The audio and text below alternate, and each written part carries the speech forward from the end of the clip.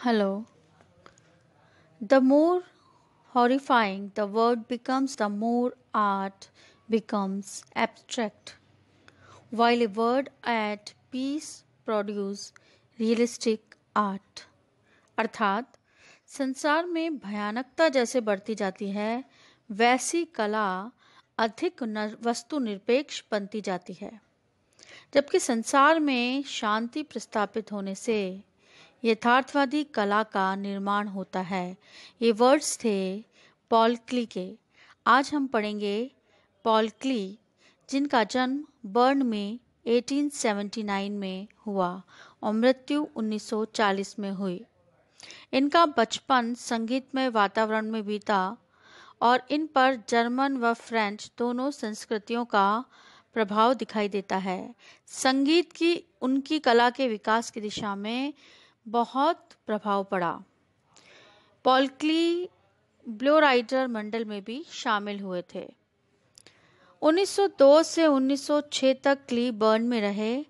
इस काल में एचिंग द्वारा अनोखी अति मानुष आकृतियों को उन्होंने चित्रित किया और मनोवैज्ञानिक चित्रण प्रारंभ किया। किंतु 1911-12 में कैंडेंस्की मार्क से संपर्क में आने के बाद उनकी कला को एक स्वतंत्र और निश्चित दिशा प्राप्त हुई। कैंडेस्की के रंगों के मौलिक सौंदर्य से उनका परिचय हुआ और मार्क ने अंतः सृष्टि के स्वरूप के विचार को कला में साकार करने हेतु दिशा प्रदान की। यानी कि पॉल क्ली पे कैंडेंस्की और मार्क का प्रभाव पड़ा। कैंडेंस्की का जो मौलिक सौंदर्य था, उनका अपना निजित्व था, उससे उनका परिचय हुआ और मार्क ने कहा कि सृष्टि के स्वरूप के विचार को कला में साकार करने हेतु आपको अपनी दिशा निर्देशित करनी पड़ती है। आरंभ में वह अभिव्यक्ति को प्रभावी बनाने के लिए उन्होंने रेखांकन पर बल दिया, लेकिन उनको ज्ञात हुआ कि रंगों का प्रयोग भी इस लक्ष्य की पूर्ति में सहायक हो सकता है। वे आरंभ से ही कला में नियमबद्धता और परंपरा के विरोधी थे और स्वतंत्र रूप से और अपनी व्यक्तिगत कल्पना से अंतर्दृष्टि को ही चित्रित करने की वह आकांक्षा रखते थे। वे कहते थे कि मैं बच्चों के समान अनभिज्ञ होना चाहता हूँ, तब मैं अंकन पद्धति के बारे में बिना कुछ विचार किए कुछ भी बना सकूं, कुछ छोटी सी आकृति, जल, कुछ संक्षिप्त में। किंतु 1914 में मार्क के साथ ट्यूनीशिया की यात्रा की, जहां इन्होंने जल रंगों से चित्र बनाए जिनमें इनकी कल्पना शक्ति का मुक्त संचार दिखाई देता है और संयोजन और आकारों पर घनवाद का प्रभाव है। इन चित्रों के साथ क्ली की कला में रंगों का प्रवेश किया, जिसके बारे में क्ली ने लिखा कि रंगों में ने मुझे बंदी किया है, मैं उनके साथ एक रूप हो गया हूँ। यानी वो पहले स्केचिंग पे ज़्यादा बल देते थे, लेकिन बाद में वो रंगों को इस तरह प्रयोग करने लगे कि वह रंग और पॉल क्ली में कोई अंतर न रहे। उन्होंने काल्पनिक रोमांसवादी चलचित्र भी बनाए, जिनमें परी कथाएं और अरेबियन नाइट के समान अद्भुत प्रभाव था। क्ली ऐसे चित्रकार थे जो दृश्य संचय इंद्रिय ज्ञान को अपनी कल्पना शक्ति द्वारा रूपांतरित करते। उनके विचार अंतिम और शाश्वत सत्य का मार्ग हैं। वे सचेतन व अचेतन रंगों को समान महत्व देते थे, यानी कि उनको किसी रंग में कोई डिफरेंस नहीं था। उनके लिए हर कलर अपने आप में एक अनोखा था। चमकीली रंगों की वह सुसंगत रचना करते और ज्यामितीय आकारों व गतिपूर्ण रेखांकनों का भावात्मक प्रयोग करके कल्पना से चित्र बनाते थे। उन्होंने अपने जीवन काल में लगभग 9000 कलाकृतियां बनाई। आरंभ के रेखा चित्र और बाद में उन्होंने तेल चित्र और अन्य माध्यमों में भी काम किया। 1921 में क्ली बॉहस कला संस्थान के अध्यापक के रूप में कार्य करने लगे। 1930 तक यहीं रहे। यहाँ क्ली ने विद्यार्थियों के लिए कला के मूल तत्वों को संक्षिप्त में लिखकर अध्ययन शास्त्र के कला नामक पुस्तक उन्होंने एक प्रकाशित की। कौन सी पुस्तक? अध्ययन शास्त्र की कला नामक पुस्तक उन्होंने प्रकाशित की। कला सृजन से संबंधित और भी उन्होंने कई लेख लिखे। क्ली के चित्र उनके विचारों की सत्यता के परिचायक हैं।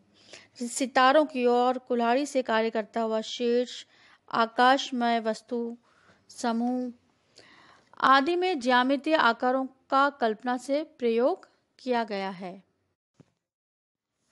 खेत की उपज, बगीचे का नक्शा एवं चारागाह में वनस्पति के साथ जीवन का अंतर्भेदी दर्शन है, तो नट व लाल पोशाक वाले चित्रों में इनका मनोवैज्ञानिक दर्शन है।